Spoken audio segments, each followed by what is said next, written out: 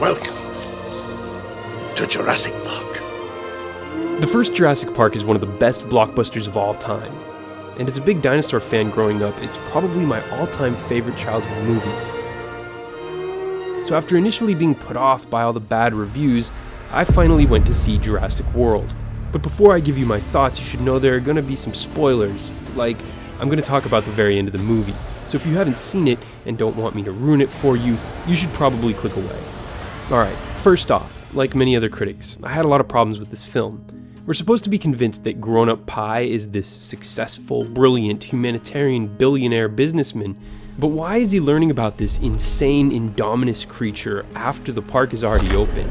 Right, the guy's so busy that he couldn't even take a minute to hear about the deadliest creature man has created in the 4.5 billion year history of the planet, a creation that, oh by the way, he paid more than $30 million for.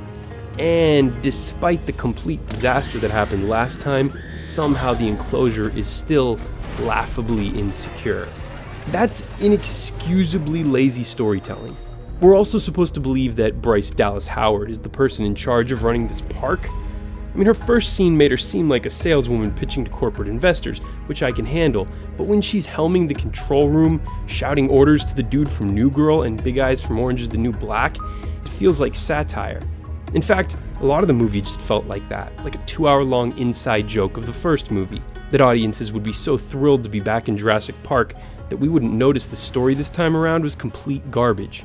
The original Jurassic Park had Samuel L. Jackson manning the control room. That's one serious dude.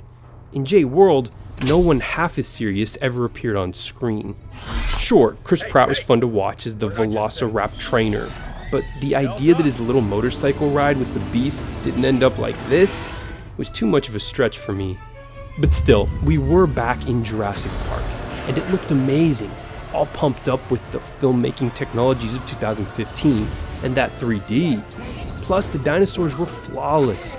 But that's what made it so disappointing. It was all such a waste. The filmmakers had all the right ingredients for another classic, but they missed everything that made the first one so gritty and terrifying. You had Laura Dern's blood-curdling screams, and the eccentric Malcolm's must go faster, and Dr. Grant's rain-soaked badass heroism.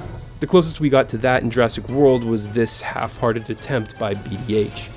In JP1, it was reasonable that the park systems could fail, because that was the first time anyone had ever made a dinosaur park. They didn't have that excuse in Jurassic World. And then we have the kids, who were so painfully boring, so one-dimensional. I was kind of hoping the Indominus would just do a belly flop on the ball and get it over with. After all the unbelievably poorly planned contingency efforts failed to stop the Indominus, and the Velociraptor and T-Rex team up to take it down, the T-Rex just walks away? There are literally thousands of helpless meat sacks sitting down on the docks, but the T-Rex is, what, too tired? I guess they had to save something for the sequel, or fifth-quel, or whatever you call the next movie in a series that should have stopped at 1. Okay, maybe 2. But it does make sense that they can't seem to recreate that magic when you consider that Michael Crichton, the author of the books, only wrote the screenplay for the first movie. And for all this talk of how Jurassic World is tearing it up at the box office, it won't come close to threatening the top 2 spots, James Cameron's Titanic and Avatar.